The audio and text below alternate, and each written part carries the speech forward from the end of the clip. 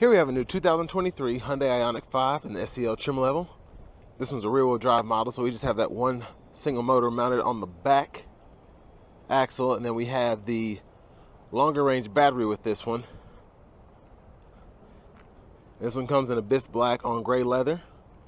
Coming around to the front end here. Love that. We have the LED daytime running lights, LED headlamps. Just a really futuristic look at this IONIQ 5. And the tail lights are going to flash, but that's just the camera picking up the LEDs. The lights do not flash on this. And you've got a little sticker on the emblem here. But these are going to be 19-inch aluminum wheels. We get passive keyless entry on the front. And then we have one touch up and down windows for the driver and front passenger. And then we just have regular roll-up windows, regular power windows for the back. Then we have our child lock and rear window lock here, power door lock controls here, power mirror controls here, and then we can power fold them with that top button there, and then we have blind spot monitors as well. Just love this door panel, and I've said this in my other IONIQ 5 review. Nice size cup holder there. Power open the lift gate, excuse me. Then we have an automatic brake hold, traction control, brightness for the gauge cluster, electronic parking brake, pull up to engage, hit the brake, press down to disengage. And then here's our power driver seat with power lumbar support.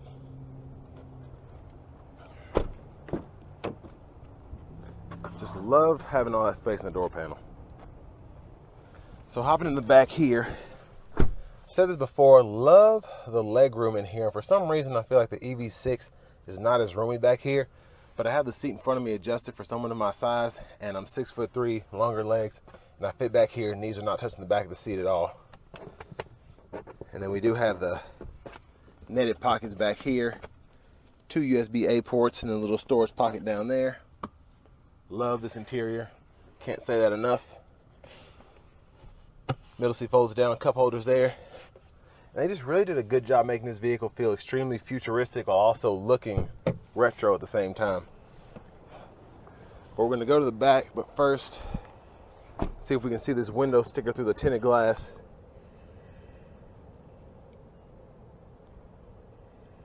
Just go through it slowly. And this one stickers right at 49,320. And there are the economy figures there. EPA rated for 303 miles on a charge. So pretty nice. And there's that back in there. Like I said, the lights are going to flash, but that's just how the camera's picking them up. They're solid, I promise.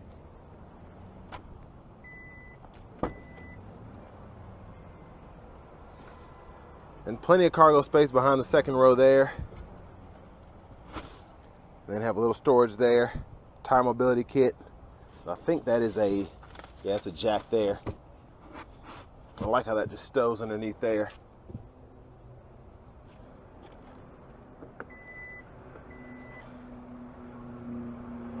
And then you can open this here when the vehicle is off. And then you can, that's your charge port. And then to fold that rear seat down, you just pull up here, and that'll fold flat, and then you just have to lock it back into place, and to move it back and forth, you have several stages. You just hold that there and adjust it. And then we do have a manual seat for the front passenger here. Glove compartment. Plenty of space in there, goes way back. I like that.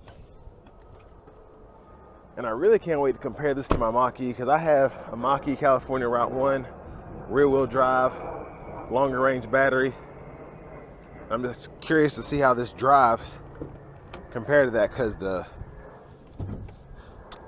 dual motor one was definitely faster than my Mach-E was, but with only one motor, I'm curious to see.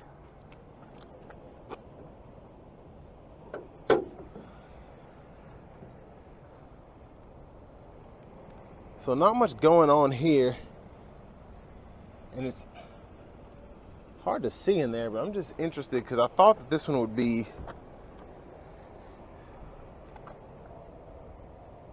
and this is weird, I've not seen this. So you open it and then you, I guess you can pull this back too or something, but all this is like a small spot to put your stuff. I kind of like this though, because I have a mobile printer and this would fit perfectly in here and I wouldn't have to put it in the trunk. But that's interesting. I thought that kind of held the front motor, but anyways, learn something new every day. So leather wrap steering wheel here, which I do love that design there. Just a really cool look, and this is just such a futuristic looking car on the inside in particular. Now we do get AM, FM, XM radio, if I can find where that is. Here it was. From the Earthling album. And then we have Bluetooth audio, Apple CarPlay, Android Auto compatibility. I'm assuming it's wireless CarPlay, not 100% though. There's a navigation there. I think it is, 'cause I think I tested this on the dual mode. I think it does have wireless CarPlay.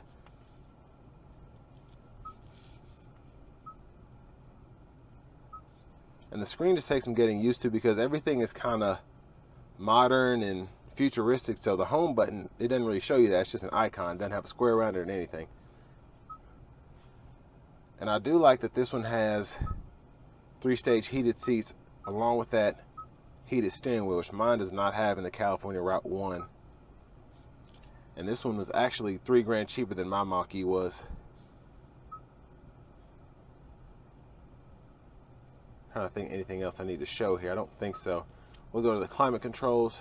So you can have it up here on the screen, and you have actual soft touch buttons and knobs. Well, really just soft touch buttons. But volume's here, and then tune is here, track list, you can go through that. But really just like how everything is laid out here, really, really nice. There's the backup camera there with guidelines that follow you as you turn the steering wheel.